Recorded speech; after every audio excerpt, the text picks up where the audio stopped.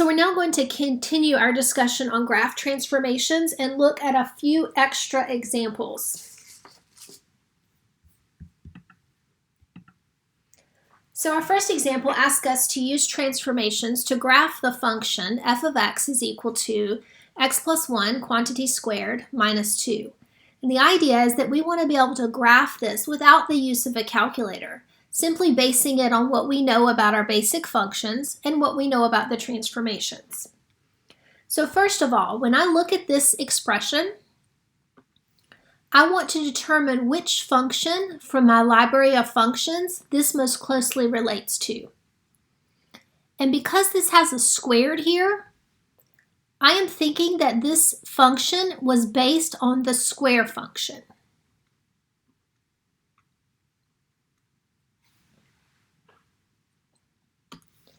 Now, if that was true, let's look at the changes that were made. It appears that at some point, the x that we have in this expression was replaced by an x plus 1. So I know that if that happened, if the x was replaced by an x plus 1, that means that we're talking about a left or right shift. Because it's plus 1, I know that we're talking about a left shift. So I know that the graph should be shifted to the left 1. It also appears that at some point on the end of the function, we wrote down a minus 2. And I know that anything that occurs on the outside of the function on the right-hand side is going to produce either an up or down shift. Since this is a minus 2, I know that this is going to be a downshift of 2 units. So let's take our basic graph for the square function, which is a parabola with vertex at 0, 0, and let's transform that so that we have a graph of the new equation. So I'm going to go ahead and on my graph, I'm going to plot the vertex at 0, 0, just kind of as a starting point.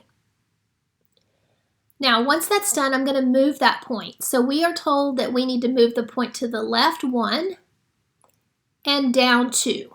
So my new vertex point is going to sit right here. Now from there, I can draw the parabola, and we're not going to be very specific about plotting other points.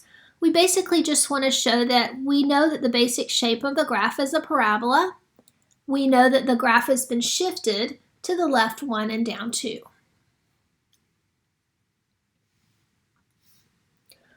All right, so let's move on to our next example. All right, so we have as our function f of x is equal to the square root of negative x plus 4. And again, we want to try to identify which of the functions from the library of important functions this relates to. And because I see the square root, I'm guessing that the equation that I'm given was built from the square root function. Remember, the square root function has as its graph a graph that looks like that.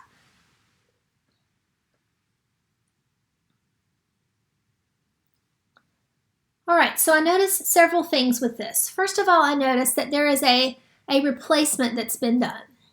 Okay, for example, the x has been replaced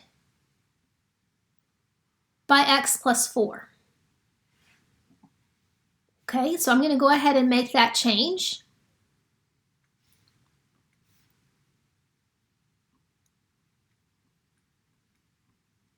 Now, what does that do to my graph? If I take the x and I replace it with x plus 4, that's going to mean that the graph moves to the left 4 units. Now, the next change that appears to have been made is that we have a replacement of the x with a negative x. And so I know that when that happens, when the x is replaced by a negative x, then the effect that that has on the graph is that it reflects it over the y-axis.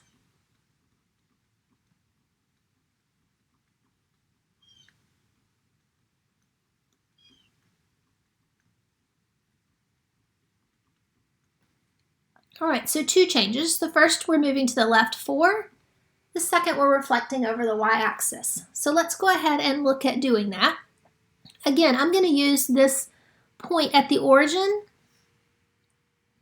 to help me as I graph the graph. All right, so this is my original graph. The first thing I'm going to do is move that graph to the 4 places to the left. So 1, 2, 3, 4, and I'm going to resketch the graph. All right, so that takes care of the shift to the left 4 places. The next thing we want to do is reflect it over the y-axis. So consider what happens to this point at -4 when you reflect it over the y-axis. That point comes to +4. All right, so those 2 points are reflections of each other. Now the graph is going to point to the y-axis, so it needs to continue that. Remember, we're drawing sort of a mirror image. And so we'll sketch out that graph as a reflection across that y-axis.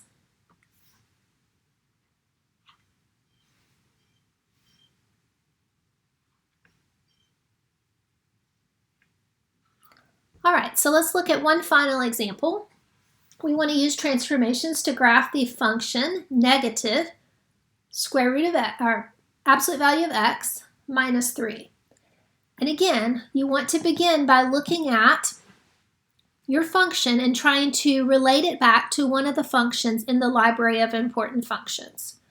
So because I see the absolute value, I'm going to assume that we had started with the absolute value of x, which has as its graph this V shape with the vertex at 0, 0.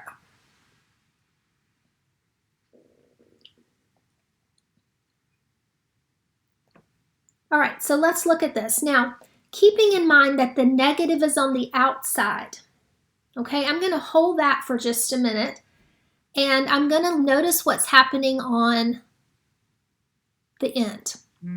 Now, I have a -3 on the end, but remember that that -3 got acted on by this negative at some point. All right, so what we're going to do here is I'm going to put it in as a +3. Okay, and we'll check it in just a second and make sure that that works.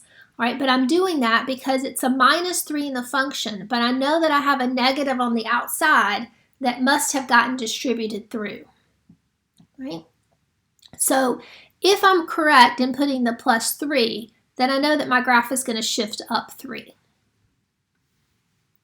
Now the other thing that looks like it's happened, again, is that it looks like we've got that negative on the outside. Well, remember, if we have a negative on the outside, what happened was that -1 got multiplied by your function. So in other words, I took -1 and I multiplied it by both terms in the function. And so when you do that, that's going to place a negative in front of the absolute value, and it's going to change this +3 to a -3. All right, so I know that if I multiply my function by -1, that means that I have reflected the graph over the x-axis.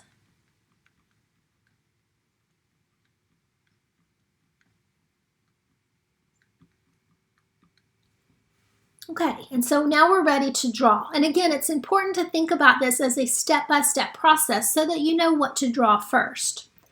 All right, so for example, here is my original graph. The first thing I'm going to do is move it up 3. So I'm going to take this vertex point at 0, 0, and I'm going to move it up 3 units. And then I'm going to redraw. That takes care of the shift up.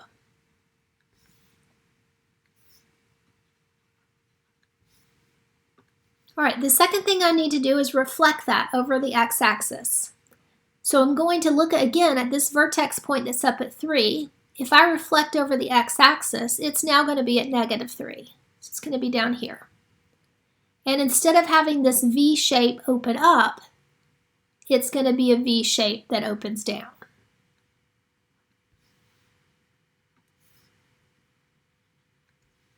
And so now we have a graph for the function negative absolute value of x minus 3.